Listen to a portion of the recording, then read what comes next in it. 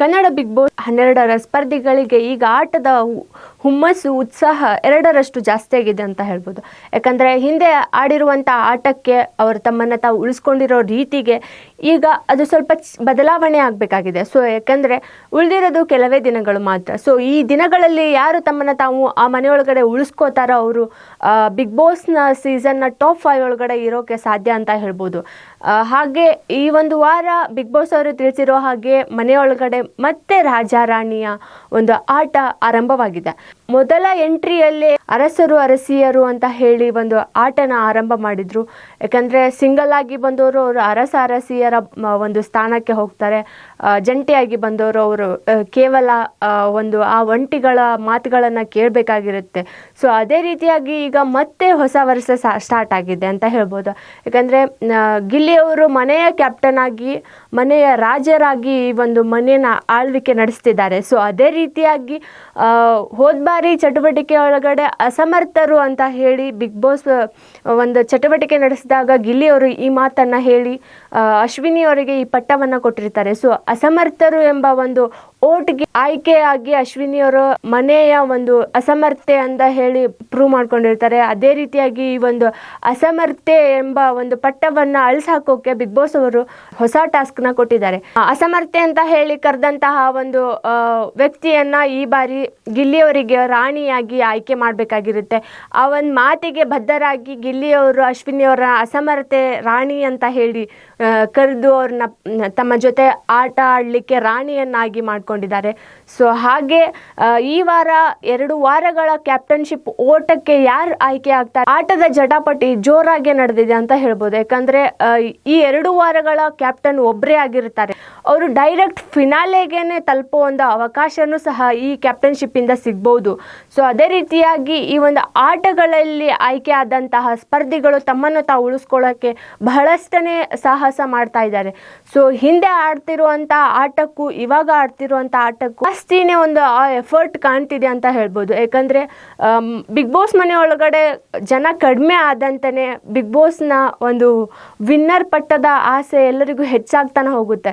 ಯಾರು cup win ಆಗ್ಬೋದು, ಯಾರ ಟಾಪ್ 5 ಒಳಗಡೆ ಬರ್ಬೋದು ಅನ್ನೋದು ಎಲ್ಲರಿಗೂ ಕುತೂಹಲನೇ ಅಂತ ಹೇಳ್ಬೋದು.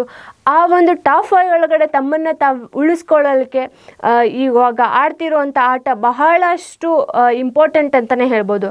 ಯಾಕಂದರೆ 2 ವಾರಗಳ ಕ್ಯಾಪ್ಟನ್ ಆಗೋದು ಅಷ್ಟು ಸಹಜವಾದ ಮಾತಲ್ಲ.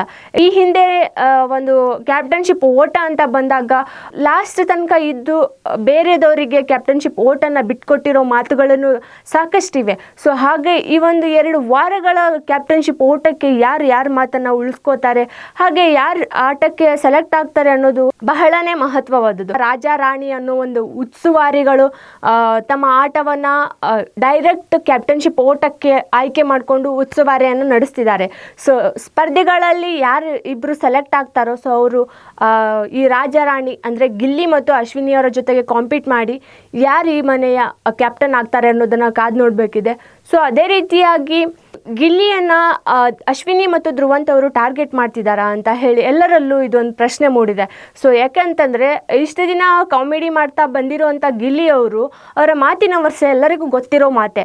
ಸೊ ಇದರಲ್ಲಿ ಬೇರೆ ಡೌಟ್ ಇಲ್ಲ. ಯಾಕಂದರೆ ಅವರು ಒಬ್ಬರನ್ನ ಕೆಳಗೆ ಹಾಕ್ತಾರೋ ಮೇಲ್ ಹಾಕ್ತಾರೋ ಅದು ಇಂಪಾರ್ಟೆಂಟ್ ಅಲ್ಲ. ಯಾಕಂದರೆ ಬಿಗ್ ಬಾಸ್ ಮನೆ ಒಳಗಡೆ ಎಲ್ಲನೂ ಇರುತ್ತೆ. ಜಗಳನೂ ಆಡಬೇಕು, ಆಟನೂ ಆಡಬೇಕು, ಜೊತೆಗೆ ತಮ್ಮ ವ್ಯಕ್ತಿತ್ವವನ್ನು ತಾವು ಉಳಿಸ್ಕೋಬೇಕಾಗಿರುತ್ತೆ. ಸೊ ಈ ಒಂದು ವಿಚಾರದಲ್ಲಿ ಗಿಲ್ಲಿಯವರು ಪರ್ಫೆಕ್ಟ್ ಆಗಿದ್ದಾರೆ ಅಂತ ಹೇಳ್ಬೋದು. ಅಶ್ವಿನಿ ಅವರಿಗೆ ನಾನು ರೆಸ್ಪೆಕ್ಟ್ ಮಾಡ್ತೀನಿ, ನೀವು ನಂಗೆ ರೆಸ್ಪೆಕ್ಟ್ ರಿಟರ್ನ್ ಕೊಡಿ ಅಂತ ಹೇಳಿ ಅಶ್ವಿನಿ ಅವ್ರು ಕೇಳ್ತಾರೆ. ಬಟ್ ಅದೊಂದು ವಿಚಾರದಲ್ಲಿ ಎಲ್ಲೋ ಅವ್ರು ಪದೇ ಹೇಳುತ್ತಿದ್ದಾರೆ ಅಂತ ಹೇಳ್ಬೋದು. ಹಾಗೆ ಗಿಲ್ಲಿಯವರಿಗೂ ಮತ್ತು ಧ್ರುವಂತ್ ಅವರಿಗೂ ಮೊದಲಿಂದನೇ ಆಗಿ ಬರ್ತಿಲ್ಲ. ಮೊದಲೆಲ್ಲ ಒಂದು ಕಾಮಿಡಿ ವೇ ಒಳಗಡೆ ಹೋಗ್ತಿರೋಂಥ ಮಾತಿನ ಚಟುವಟಿಕೆ ಆಗಿರ್ಬೋದು. ಈ ಒಂದು ಎಲ್ಲೋ ಇವಾಗ ಫೈನಲಿಗೆ ಬರುವಾಗ ಗಿಲ್ಲಿಯವರನ್ನ ಒಂದು ಟಾರ್ಗೆಟ್ ಮಾಡಿ ಅವರನ್ನ ತಪ್ಪೊಳಗಡೆ ಸಿಗಾಸ್ಬೇಕು ಅನ್ನೋದೇ ಅಶ್ವಿನಿ ಮತ್ತು ಧ್ರುವಂತ್ ಅವರ ಒಂದು ಟ್ರಿಕ್ ಆಗಿದೆನಾ ಅಂತ ಹೇಳಿ ಎಲ್ಲರಿಗೂ ಕುತೂಹಲ ಮೂಡಿದೆ.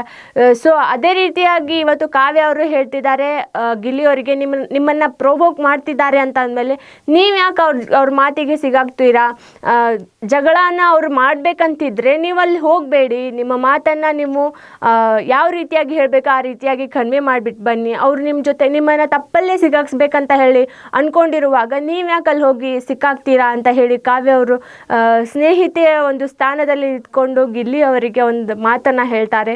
ಅಶ್ವಿನಿ ಮತ್ತು ಧ್ರುವಂತ್ ಅವರು ಮತ್ತೆ ಜಾನ್ವಿ ಅವರ ಜೊತೆಗೆ ಇರುವಂತಹ ಅಶ್ವಿನಿ ಅವರು ಇವಾಗ ಧ್ರುವಂತ್ ಅವರ ಸಂಘನ ಬೆಳೆಸ್ಕೊಂಡಿದ್ದಾರೆ.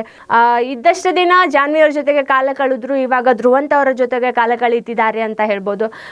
ಹಾಗೆ ಧ್ರುವಂತ್ ಅವರು ಸೀಕ್ರೆಟ್ ರೂಮ್ ಒಳಗಡೆ ಹೋಗಿ ಬಂದಾಗಿಂದ ಮನೆಯ ಸ್ಪರ್ಧಿಗಳಿಗೆಲ್ಲರೂ ಅವರ ಮೇಲೆ ಒಂದು ವಿಚಿತ್ರವಾದ ಭಾವನೆ ಉಂಟಾಗಿದೆ ಅಂತಲೇ ಹೇಳ್ಬೋದು.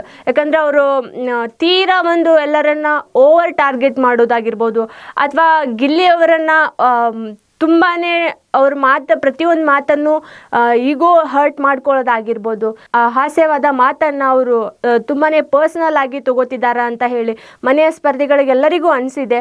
ಸೊ ಅದೇ ರೀತಿಯಾಗಿ ಧ್ರುವಂತ್ ಅವರ ವ್ಯಕ್ತಿತ್ವನೇ ಆ ಥರನಾ, ಅಥವಾ ಧ್ರುವಂತ್ ಅವರು ಆಟ ಆಡ್ತಿರೋ ರೀತಿ ಹಾಗಿದೆನಾ?